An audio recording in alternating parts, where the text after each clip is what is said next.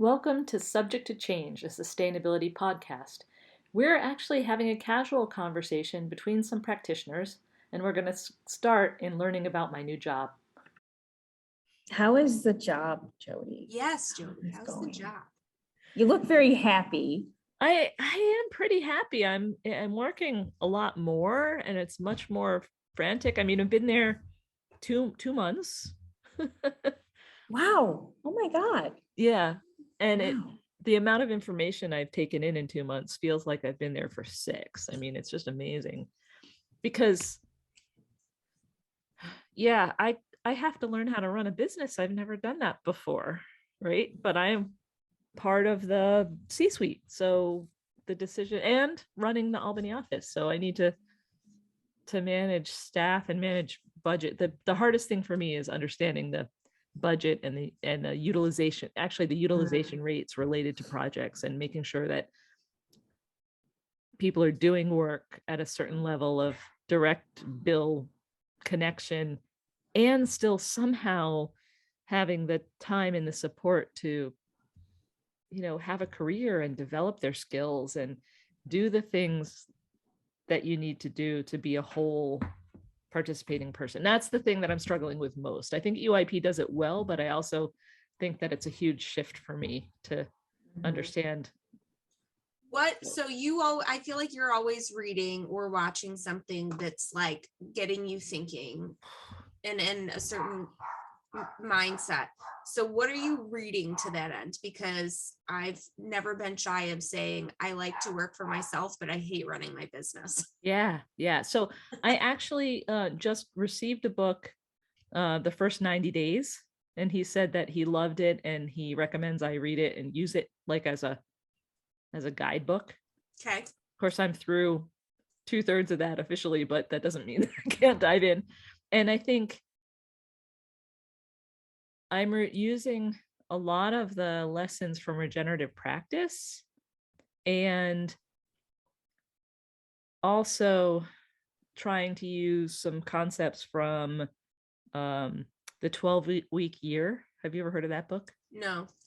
So the 12-week year, it's, just to distill it down to simplicity, it really means that every project you have should have a finish point or some kind of culmination point that's achievable within 12 weeks.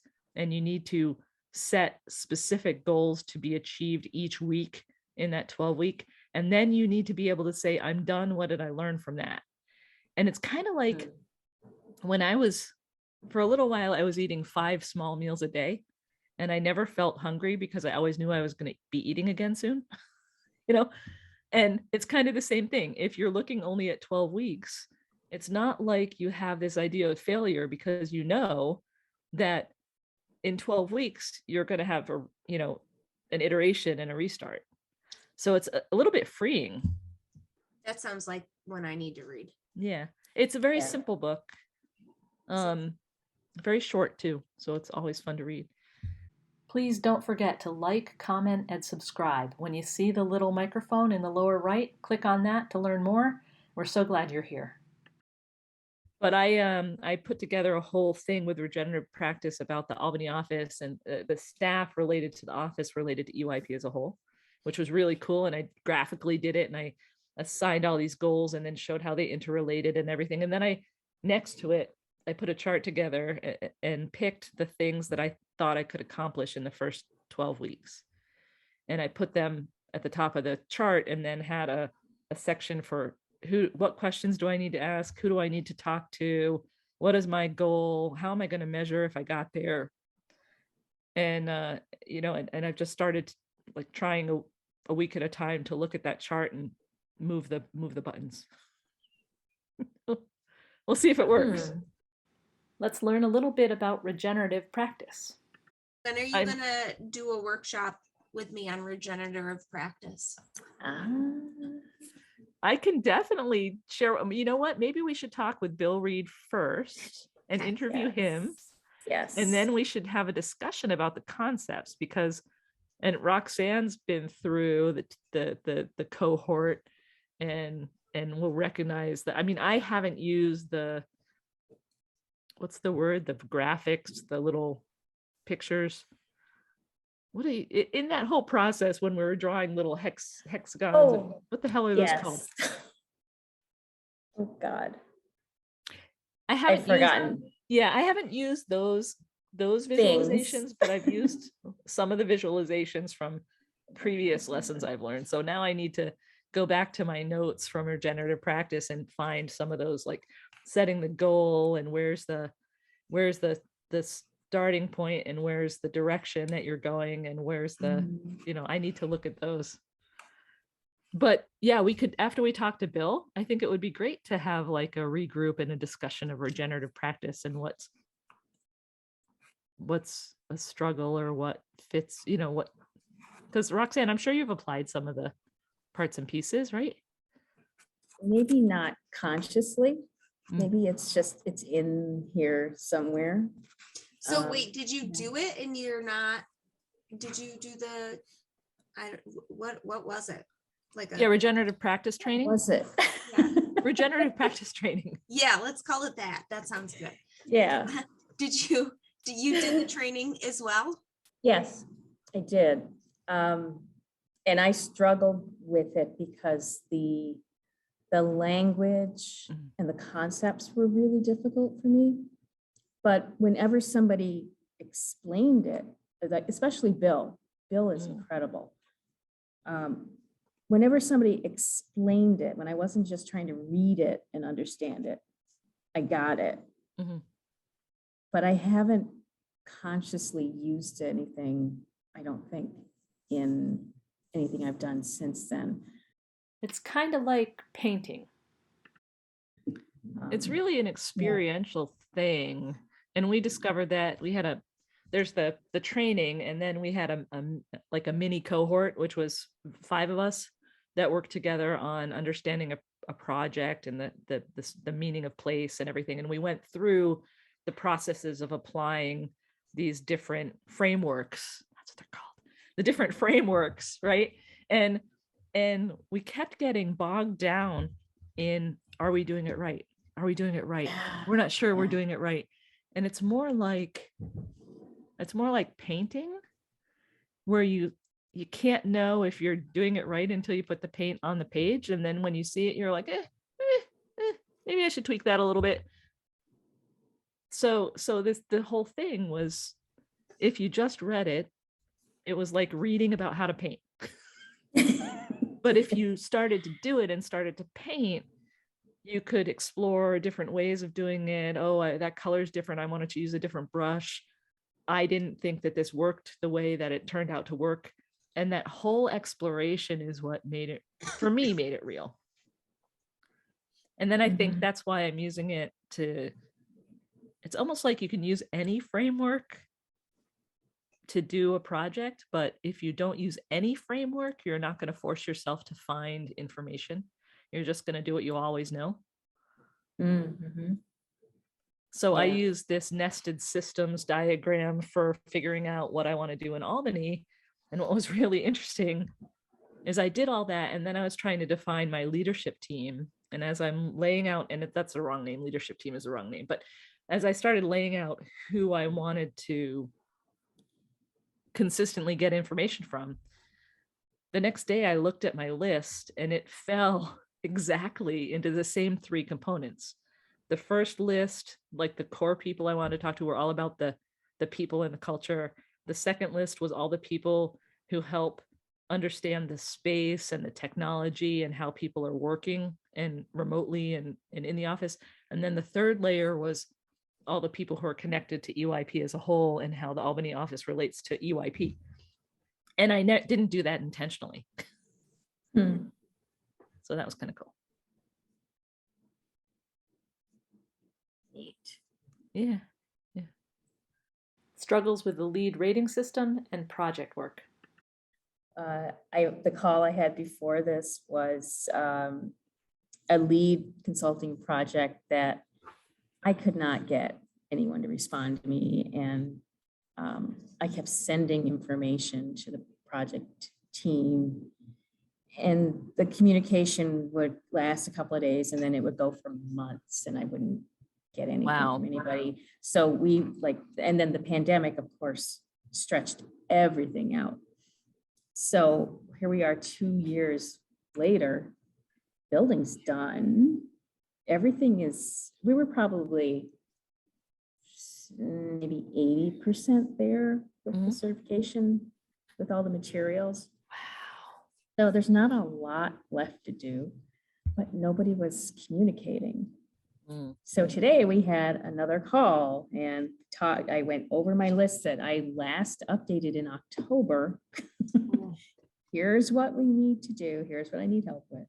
So I think we're finally going to get this finished. Oh, that's great. But it's so painful trying to get people re-engaged in a project that's done. That's the worst thing about a lead project, is that the lead process continues on for probably Yeah.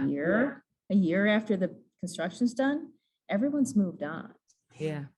So if you need help, you cannot re-engage people. And that's why I'm so suspicious of, you know what, I love the USGBC and the why they came to be, and the fact that they changed the whole industry. But I don't think the lead rating system is serving the movement of our knowledge and achievement anymore. It's a great metric for after everything's said and done. And maybe it does still guide some people, but I think anyone experienced probably needs something a little bit more dramatic. That's the wrong way to say it. I'm always still so surprised at just how many people still haven't gone through a project or used it. I mean, to this day, every time I do a lead project, I am still one of the only people to have done one or more than one, which to me is just bananas. Yeah. We are so enamored with the checklist. Tend to use a lead checklist to guide their sustainability, as opposed to using lead as the tool once they figure out what they want to do. Yeah. I still find that frustrating. I'll always find that frustrating. Yeah, I agree. Well, I mean, it really gets back to like the very first thing right before we started recording, which is like, how are we going to save the world? And it's like, ooh, doing it within a framework of a checklist is probably not going to get us there. Oh, right. That's okay. Don't worry about her. She's fine. A little barky bark going on. Teaching the 2041 project. So when you do this project, you fill out a character card. So you know who your character, because it's like eventually going to kind of augment into like an online sort of interactive thing. Roxanne, I was choking back tears in class because the perspective of the world from these, I'm going to call them kids. I mean, they're all like 20 something, right? But the perspective from these kids, the outlook from them is so dismal and so broken. Mm-hmm. They're like, I don't even know why we're bothering to do this, because there's going to be a civil war long before this happens. And like, they are point blank. They think that we're about to be in a civil war. And they're like, I mean, what does that mean? They're not necessarily wrong. And they're not necessarily wrong. And how do I sit up in front of a class and I'm sitting here talking about embodied carbon. And, you know, really, I want to be like, I guess, like, just go, you know, make sure you've got some guns and ammo so you can protect yourself first. I don't. All right. You've been in upstate too long. I don't know. But that's the thing. As a Canadian, I have to object to that. But like, when you hear the world from their perspective, and you see their concerns about what they're going to have left to deal with. Like, I'm sitting here telling them that we're using 2 planets a year at this point, and that we're not going to have resources left. And people are already infighting. And like, in our country, we don't have those shortages unless you're poor. Right. And it's like, you guys Yeah. aren't wrong to have such a bad outlook. And I've got to try and be like, nope, we're going to figure it out. And we're going to imagine it a different way. And we're going to build it this different way. And it takes people wanting to do the right thing. And I keep driving home compassion and being social and finding common ground and the things that we need to start to heal. Yeah, that's good that you're, I mean, that's hard. That's good that you're having those conversations though, and pointing out that, and here's the thing that always drives me nuts about sustainability is that there are so many people who say that individual actions don't matter, but it's all personal, right? Yeah. And so you're absolutely right. Compassion, empathy, reaching across communication divides and divides of need, and it's all so incredibly important. And maybe the creating the persona, and I think the point of the 2041 project is to get them to look outside of what they think is every day. And maybe that helps to free it up a little bit. Yeah. And a serious question, where is the hope? It is, I mean, Eric has, told me at one point that there's no point. And I was just like, he said that he doesn't think his lifespan is past 50 years because of environment, social unrest, and the economy. He's absolutely just the cost of education, the cost of living, he's like, the economy is so incredibly broken. Healthcare, all of that is so incredibly broken. He has no clue. And then when he says that, it makes me realize that I have no clue. I'm just functioning the way I've always functioned in those regards. I'm not aware.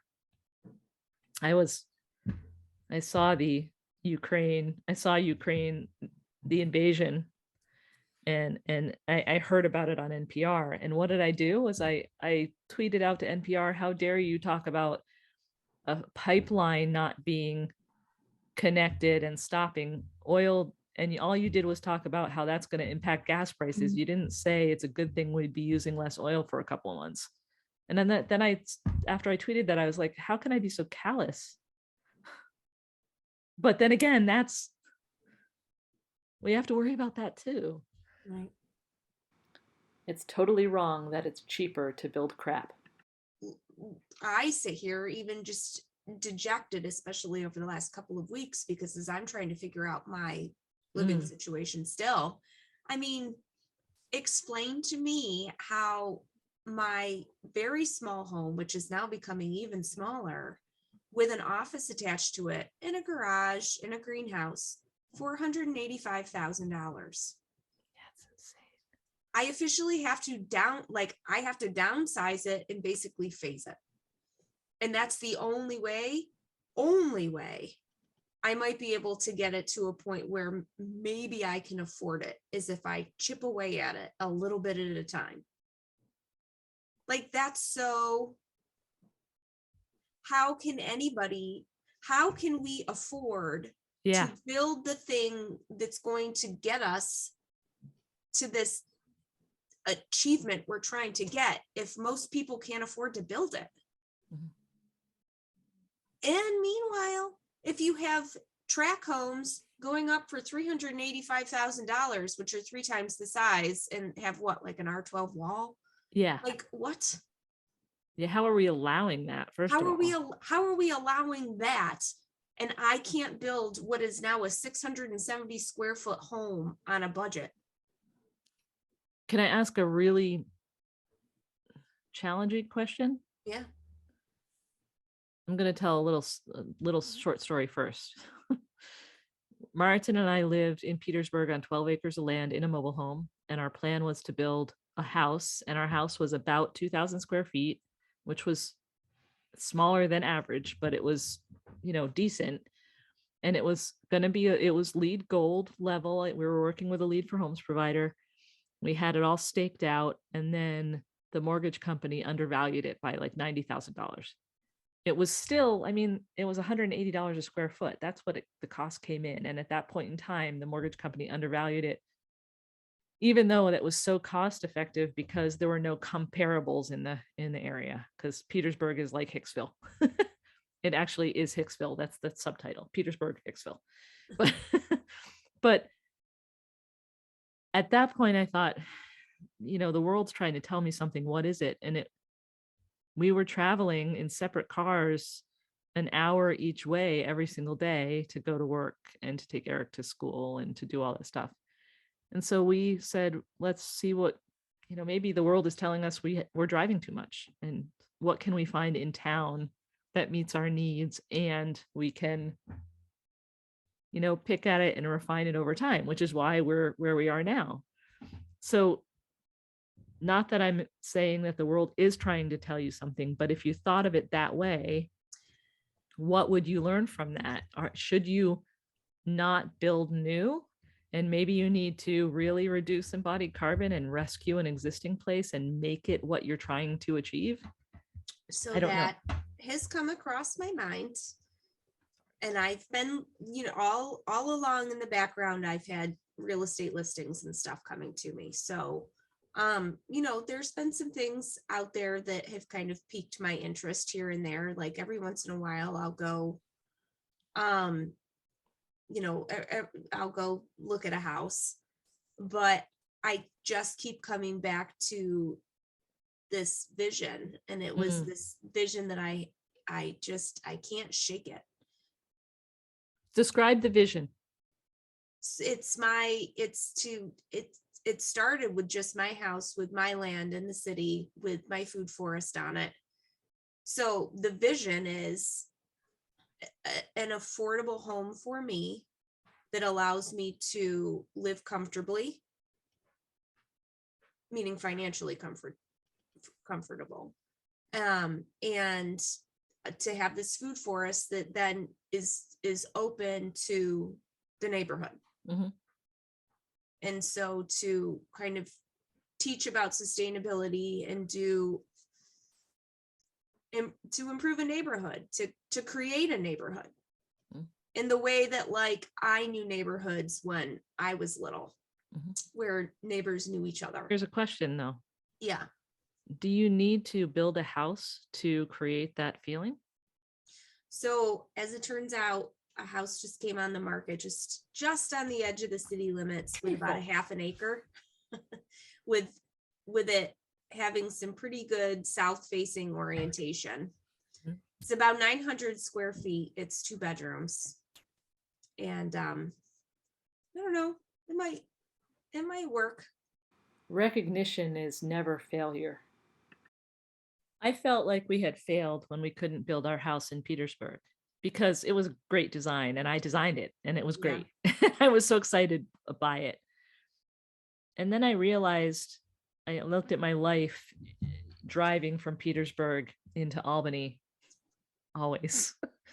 And that was not a sustainable solution, even though it was a green home. Yeah. So if financial comfort is a main part of your vision for creating a community, and building a home from scratch is not going to achieve those two things at the same time, you have to use that information to figure out what could achieve those two things at the same time. Yeah, I'm giving it a couple more weeks. I'm giving it this redesign. Absolutely. And then if it's still not feasible, then I'm just going to say, okay, we're tabling this for right now. Yeah, but instead of, I mean, I hear that it's too early, I'm sure, but I hear the tone of defeat in your voice. Yeah. But that's not what it is. And that's here, you're asked about regenerative practice. What you're talking about is not defeat. What you're talking about is seeing the limits that exist, seeing the constraints that exist, and learning from them and embracing them and achieving your goals in a way that will actually work with reality that exists today. Yeah. In the circumstances you are. And that's powerful. That's smarter than most people do. seriously, you're going to make some strides in the next couple of weeks, and it's going to be amazing, and you will either achieve what you're aiming for in that way, or you'll discover a way that's vital and beautiful. I would maybe just think about what community looks like for you and see what other ways to address it might be out there, because they might inform. It might be that it's a project that needs more people, and that's the community, Yeah. you know, because you're trying to do this kind of alone with Chris, but mostly alone. Can we clever our way through this? It makes me want to like pull out my Samuel Mockbee book and go into landfills and find all the windshields and like layer them as my siding on a house, you know what I mean? Yeah. But then that's not a replicable approach, and you want a replicable approach as well.